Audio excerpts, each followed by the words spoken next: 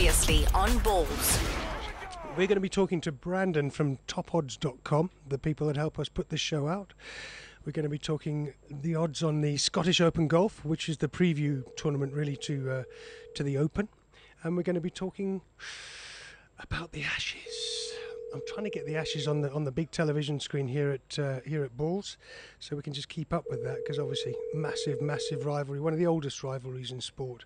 The Australians and the English, with a couple of South Africans like Kevin and Peterson and Jonathan Trott thrown in.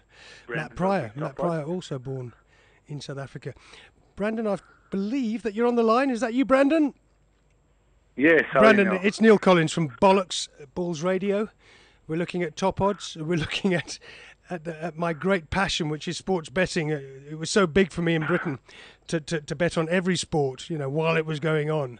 And we're just trying to get the Ashes on now. How much interest, Brandon, are you getting on the Ashes from South Africans?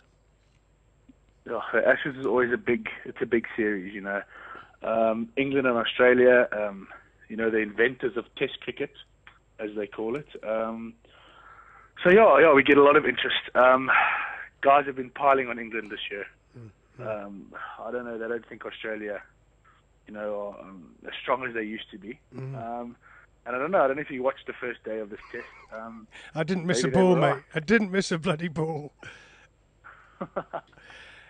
We're looking at a situation where you got Kevin Peterson got out cheaply yesterday, but Jonathan Trott held the innings together early on. 48, nearly got his first ever 50. At Trent Bridge in Nottingham. Yesterday, a cloudy day, the ball moving around a lot. A total of 14 wickets fell on the first day of the Ashes, which hasn't happened since the days of uncovered wickets in the 50s. But I've got to say that from my point of view, I'm just going to tokodds.com. I'm scrolling down to cricket and waiting for that to arise on my screen. Because I think last night at the end of play, with England all out for 215 and Australia 80-odd for 4 at the close, I think that Australia are slightly ahead, and that the arrival of Lehman, Darren Lehman, Boof he's called, I met him a couple of times. We had a couple of young Australian pros that introduced me to him. I think that he's really pulled them together after the unfortunate Mickey Arthur tenure at Australia, the South African Mickey Arthur doing his best but failing with Australia. I think Lehman might have put them back on track. Brendan, what do you think? I don't know. I was never a fan of Mickey Arthur. The South African side, they didn't really miss him when he left. In fact, they got better. Yeah. So, I don't know if that was the smartest move by Australia. That's exactly. But I've seen how across the board, they're trying to get Australian coaches back into the mix. They've done it with the Wallabies. Yeah. And now, appointing Darren Lehman. I don't know, if a coach can, change the side in terms of the quality of players that you have.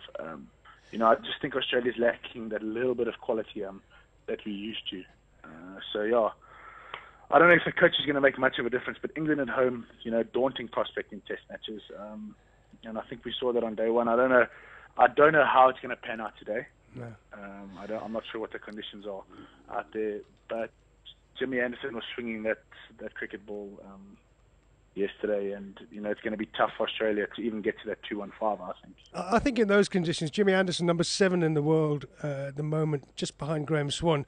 England's top bowlers at 6 and 7. South Africa's top bowlers, obviously Steyn at 1. Vernon Philander at 2 do tend to outstrip England's bowlers, but in English conditions like we had yesterday, I was amazed that Alistair Cook won the toss and then promptly put himself into bat and got out cheap. Opening I was just going to ask you that. With the overhead conditions, you'd think that he'd have one up on the Aussies there and know that the ball's going to move around a bit in the morning. So it was a shock when he chose to bat first. But they said that wicket was good, so I don't know if 215 in England is a good wicket. No. That remains to be seen, It's a dreadful score. The funny thing is that Alistair Cook was actually appointed the England captain for the first time for the tour to Bangladesh when they were in South Africa, in Santon. And my dad and I were amongst the first to shake his hands. And I just got an impression of Alistair Cook, public school boy from Bedford. I don't know if he's a great cricket thinker like Andrew Strauss was. The South African-born Andrew Strauss was a a literal genius when it came to tactics and doing the right thing at the toss, in my view. And I think Alistair Cook made a huge mistake yesterday when he won the toss and decided to bat under cloudy skies at Nottingham, where the ball will move. Then there was the unfortunate incident where Stuart Broad got hit on the shoulder when he was batting. He batted quite well. He got double figures. Stuart didn't bowl yesterday, but I'm told by reliable sources today, by my lads on Twitter, that he will be able to bowl today and he will turn his arm over. If you've got Broad, you've got Finn, you've got obviously Anderson in those conditions, it'll be great. But I hear the sun's out in Nottingham and things might not swing as much. We're looking at prices on your website. People are holding back on prices at the moment. We've got your 6 or 7 people on topadds.com waiting for prices. But I imagine if you click on there, Brandon, you'll be able to put some kind of bet on the Ashes. If you go into cricket on topadds.com and click through to live betting England Australia first test, you will find. Yeah, where the punter will see it in this instance is that you will. On the front page, if you scroll down to the bottom, yes, you will see England versus Australia, the Ashes first test. That's right. In that situation, WSB are offering betting in running. Yeah. Lance Michael and the other bookies will open up once the first ball bowled today. It just depends on how the bookies feel about the particular market. But Warren is open, Warren Tennis, World Sports Betting. So, the guys can go onto the front page. They can keep the front page open while they're watching the game. And the odds will change ball by ball, so they can then make their choice and have their bet. So I don't know if 2020 cricket has kind of ruined Test match cricket. I got the feeling yesterday, Peterson, the patience is gone. Swinging at everything, throwing the kitchen sink, and they paid for it. So, well, this is all the live betting on the front page. This is the argument I had. There's a lad called Nick Compton who bats very slowly for Somerset. Used to be at Middlesex. I worked with his father, Richard, in Durban, and obviously the grandfather is the famous Dennis Compton. And they dropped Compton because he does make slow runs. He had a bad trot, but he did get runs last week for Somerset, and they dropped him. He is a firm, solid Test match batsman, and they decide to put young Joe Root, who's been a sensation in the short forms of the game. They put him up the top of the order, and then the top of the batting order fell apart yesterday, but because they didn't go with Test match players. They seemed to go for your smash bang wallop kind of players in the T20 one-day age. And I can't help thinking that the Comp Dog, as he's called on Twitter, would have been a better alternative. The Comp Dog, who I might remind you, listen to this one, Brandon. The Comp Dog, I once saw him open the batting for Harrow School at Lord's with a man called Kaiser Mataung Jr. The two South Africans opening the batting for Harrow.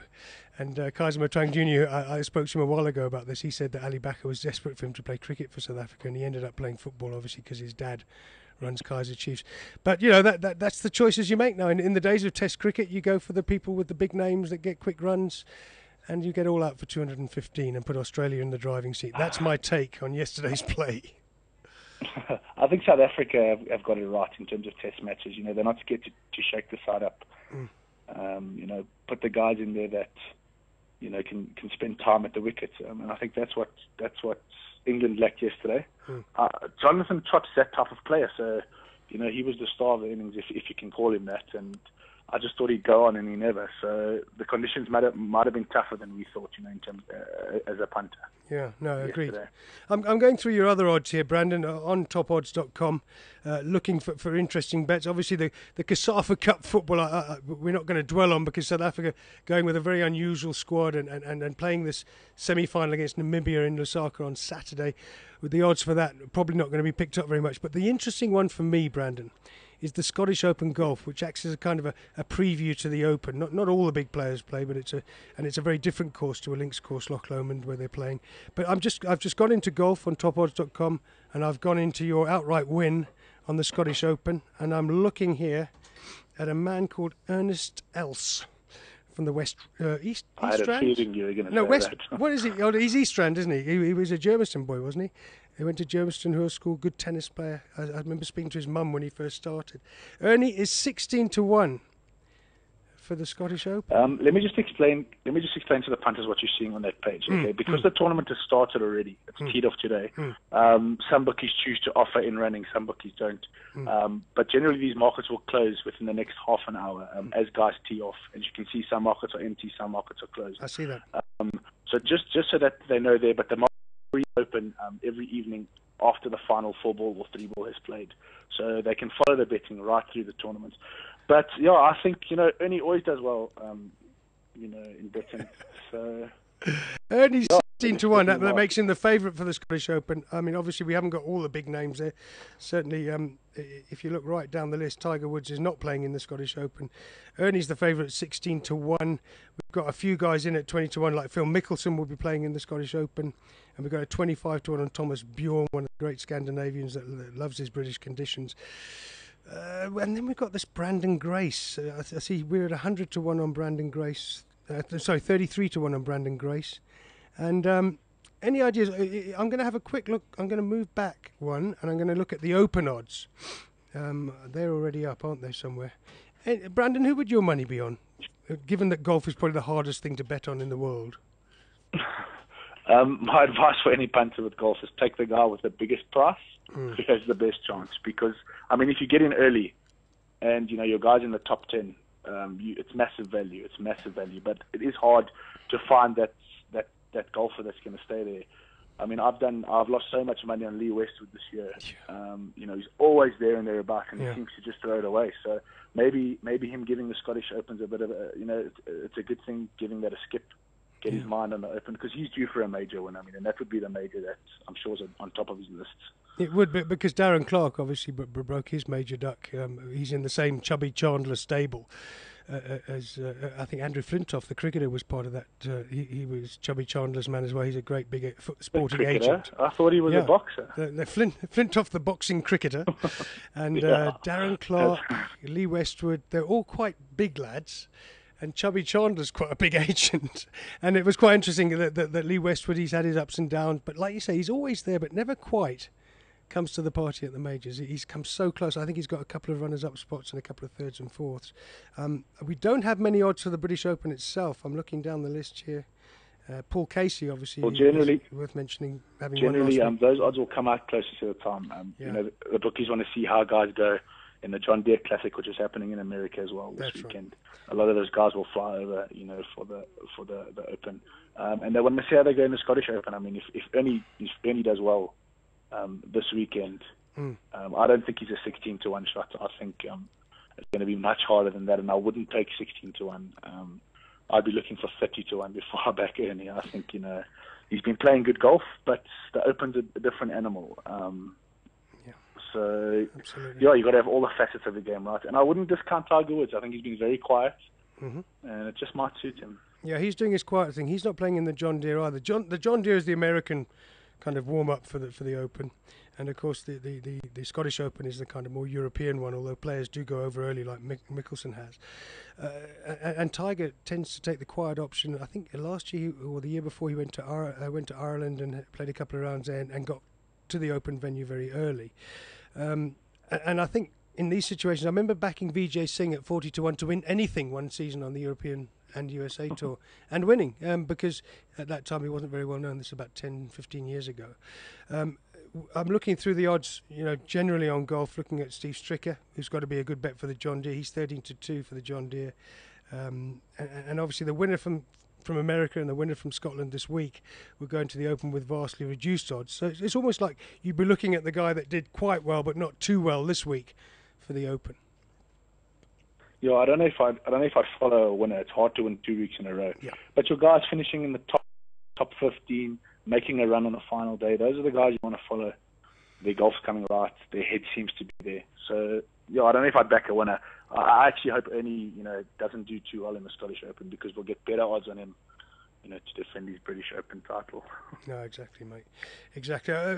Brandon, off the top of your head, you got any odds on the English Premier League yet? Looking at all the transfer movement and the new managers in place at the top 3 clubs, any idea who might be leading the betting for the Premier League in England next season? I'm glad you brought that up. If you click into if you can lead the punters to Soccer United Kingdom, just clicked on it myself. You can see a few games. Yeah, a few games are coming through as the bookmakers load them closer to the time. That's for the first week, so we won't look at the betting there, because depending on transfers and things like that, that might. But if you want to go in, and I'm not sure why it's not showing. I've managed to find one. If you click on the second link on Soccer United Kingdom, than it takes you into yes. soccer Of to the win United Kingdom, outright. if you go down to Future Soccer UK, because That's right. so if you just look below where you are, you'll be able to click on Future. There's Future Soccer, and then you can click on 2013-14 season, and the betting should open. So I found LM Bookmaker offering Arsenal at 10-1 and World Sports Betting offering Arsenal at 8-1.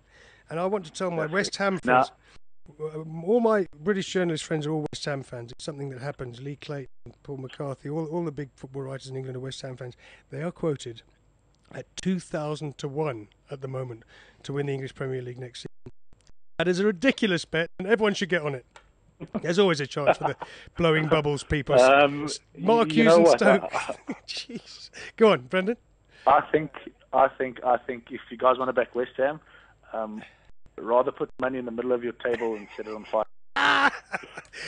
Brendan, you got a favourite team in England? Yes, definitely. I'm a Man United fan, and I'm a little bit nervous this season. I don't know.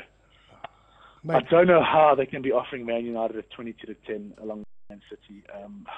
You've got a manager. I like David Moyes, I really do, but I don't know if he's never won anything. I mean, how do you price them up at 22-10 and he's never won anything unless you think Alex Ferguson's going to be pulling the strings in the background? No, he's not. I mean, everyone's talking about Sir Alex being in the background as a director, ambassador thing, but this is David Moyes' show now.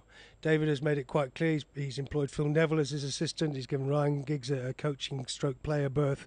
David Moyes will run this. David Moyes very impressive in press conferences at Everton, and he's always been. 1999, Man United first offered him the assistant job, and Steve McLaren got it.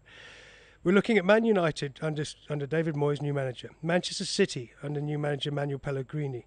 Look at Chelsea with Mourinho back in the chair. All of them listed by LM Bookmaker and World Sports Betting on topadds.com. All listed at 22-10, which I think is about right. Those three, particularly Chelsea. I mean, I was just speaking to Ed Aarons in London. I think Chelsea have got to be right up there this season. And then you got if you take Arsenal out of the equation, because they're never going to win anything, they never sign anyone, they're 10-1. Then you got Spurs. I think the best bet on here now, this early point, if you want to get an early bet on the English Premiership, would probably be Tottenham at 28-1 with a strong squad, with Andre Villas-Boas building into his second season, and they're well due a bit of luck. I thought they're quite unfortunate last couple of seasons, Spurs, and Gareth Bale looks like he's going to stay. So my advice would be Tottenham 28-1 and not Liverpool 33-1. That's how I see it. I actually have a question for you in terms of. I mean, if you were looking at this league in terms of experience, I mean, I know Jose Mourinho, has won the Premier League. He won it his first season, but he hasn't had a good time at Real Madrid, and I think it's going to take him time to get back into the swing of things. The British press, things like that. Surely Arsene Wenger's got to be sitting down and looking at this and saying, if there's ever a season for me to pull the biggest upset and get Arsenal that trophy, that tin foil that they're looking for, it's this season. Absolutely, mate. When you consider the top three clubs have all shifted managers, they're all massive in the transfer market, but at the same time, for the first year this year in the Premier League in England, there are financial restrictions in place. The teams that are paying more than 52 million a year in wages cannot increase their wage budget by more than 4%. They can't spend more than 30% of their income in the red. So people are having to cut back on their spending. Arsenal are sitting there not within that scope, and they can spend. And I think as the season ended, there was a huge outburst of optimism with Arsenal just clinching that fourth spot, and a lot of old gunners going, "Oh, this next season is going to be our season. They're all under new management. We can spend some money. Come on, let's do it." And Wenger saying all the right things. The problem being, Brandon, that amid all these rumours about Gonzalo Higuain, Fellaini, Benteke now is coming into it, and this weird Suarez bid, £30 million. There's a feeling at Arsenal it's same old, same old. We've got this Yaya Sinolo who's looking great in the Under-20 World Cup and will play in the final of that in Turkey for France. Apart from that, what have we actually signed? And did we have the squad last season to win the league? No, definitely not. I mean, we did not compete with the Manchester clubs, and we were lucky to finish ahead of Spurs. So I would say, Brandon, that yes, that optimism existed at Arsenal, but it's starting to ease off a bit. But we have some time before the transfer window closes. And then perhaps in 2 weeks' time we'll be sitting going, oh, well, blimey, we've got Higuain up front next to Podolski. We got, maybe get the new keeper, the Brazilian keeper Cesar from QPR, and there's a bit of optimism. But right now, as an Arsenal fan in my Arsenal shirt, I'm saying to you, Brandon, I wouldn't even take them at 10-1, mate. Save my money. And what about Liverpool? I mean, you look at Liverpool, Brendan Rodgers' second season. 30-1, I don't know if they can win it, but maybe a top 4 finish. If they don't get a top 4 finish, if they don't finish ahead of Everton, just looking at your odds here, and this is why I like sports betting. I used to sit in betting shops. My son's 25 now, and we used to bet, and listen to people, old bettors talking. You're looking at Everton here. They're listed at 350-1 to win the league by LM Bookmaker, 250-1 by World Sports Betting on tokodds.com. Liverpool are 28-1 and 33-1, but for the last 2 seasons, Everton have outdone them. Obviously, Everton have lost David Moyes. They've got Martinez in. Liverpool have got Brendan Rodgers. Brendan Rodgers and Martinez are 2 low-horizon managers, in my view. They're not used to competing in the top 3 or 4 in the Premier League. And I think for as long as Brendan Rodgers is at Liverpool, I'm not going to believe in them. I know what a great club they are. I saw them at their peak when they used to dominate Europe, let alone Britain. And I just feel like Brendan Rodgers is a small-time Reading-style manager, and Martinez probably not much above that with Wigan. So I wouldn't put money on either of them. Like I say, I'd be looking at someone like West Ham, who have got sensational 2,000-1 odds. They've got Sam Allardyce. Sam Allardyce, very quietly, Sam Allardyce has a backroom staff of something like 40 people. He has video analysts, he has dietitians, he has psychologists, he has an unbelievable attention to detail that most people don't know about Sam Allardyce. And him and West Ham could be a winning combination. They're not going to win the league, but you could maybe lay off the bet, when they're kind of 4th or 5th halfway through the season. And you've got Paolo Di Canio at Sunderland. Woohoo! Those are the ones I'm looking at, mate. Paolo Di Canio, he kept them up. Yeah. I don't like him. I think, he's a little bit wears his heart too much on his sleeve. And, the games are going to come where he's not going to be able to run down the touchline and celebrate. So I'd like to see how, the fans deal with him at that point. It's not just his heart on his sleeve. He's got a Mussolini tattoo on his arm. I can't stand the bloke. And I think that I would hate it if Paolo Di Canio achieved some kind of miracle at Sunderland and got them in the top half. And then you got Newcastle, all kinds of disarray there. Alan Pardew, manager under huge pressure, and then they bring in the madness that is Joe Kinnear. The headline for him was always "No joking here," because Kinnear is absolutely bonkers, and Ashton has employed him at Newcastle as his football director, and that's a great club that aren't going places in my view this season. How do they have such a good season? Was it 2 seasons ago? I think they were in the top 5 or top 6. Absolutely. And then all of a sudden, Demba Ba departs and Newcastle collapses. Yeah, and that's a massive club in England. It's massive. Demba Ba was a big mistake. They also, of course, got in so many Frenchmen in January that the dressing room started to fragment, much like it did at Liverpool when Gerard Houllier was there. And at times there's been similar situations at Chelsea and Arsenal where you get a group of foreign guys in and the dressing room splits. And when they go for lunch in the canteen during training, you got the table full of French guys, table full of Spanish guys, and I think something like that happened at Newcastle. And I think Pardew should have gone, and I think they should have got in a foreign manager. But the tune will always be Neal's also Rans. When you go to Newcastle, mad football town, they love their club, they turn up at 50,000 a week and they never win anything. So I'd love to see Newcastle recover from what happened at the end of last season. Let's see what happens there. Definitely. Brandon? I mean, I want to turn you... Yeah, carry on. Sorry. Brandon, I'm fascinated. I'd love to see more people betting, on sport, not just on horse racing. I watched the Durban July last week, loved it. Loved the scenes at the end. Loved heavy metal coming in. You back the winner, Neal. You back the winner. If you didn't back the winner, it's all futile. I was on Cape Town Noir, mate. I didn't make it. So it was all about heavy metal and all about Kamala the jockey. What great scenes at the end of the race. But it's not just horse racing you can bet on. There are great bets to be had in football, cricket, rugby, if you look carefully, if you know the game. And I've never understood why in South Africa, a sports-mad country, we don't do more of it. No, definitely. But I think South Africa's now, they've got on a gravy train. Guys are watching the games, so why not have a bet on the game? And you can make a bit of money if you follow your opinion. You study the stats, and you know exactly who's playing for who, and the past history between sides. I mean, there's money to be made.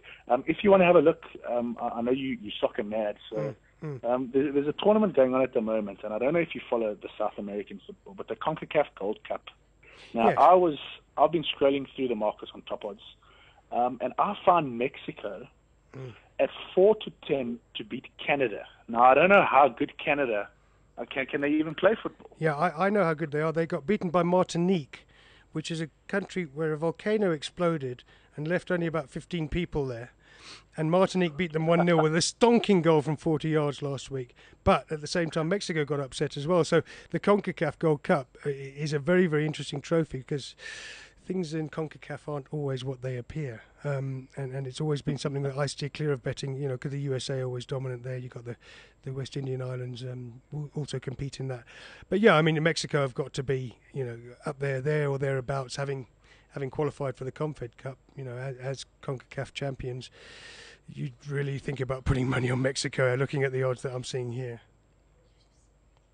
Surely a third string Mexican team should outpass a Canadian team and be good for 3 or 4 goals, surely. I can't believe that the bookies, Alan Bookmaker and World Sports Betting have come out. In fact, with World Sports Betting, you can get 4.5 to 10 for Mexico to win this fixture. I just think, you know... In a one-off game... Canada, I didn't know. Yeah, I didn't know Canada even played football. No, they do. Owen Hargreaves grew up, born in Barnsley, grew up in Canada and played all his young football in Canada. They've got very good development systems. It's a very popular sport, the old like it is in the States. And they do occasionally come up with lads who move to Europe, but there's nothing big happening for Canada at the moment. And that betting on Mexico versus Canada is certainly something worth looking at. It's a great spot from you, Brandon. I mean, I guess that this is your trade. But I wouldn't have clicked on that. And I'm looking at it now thinking... Yeah, I'd probably get on that, even at 4-10 or 9-20, where you put £4 on. Hold on, let me get this right. You put £10 on and you get £14 back. Is that right? If Mexico win, that's correct. Yeah, you'll get your £4 profit and your £10 stake. So you go into topodds.com, you click on Soccer International, go into the CONCACAF Gold Cup.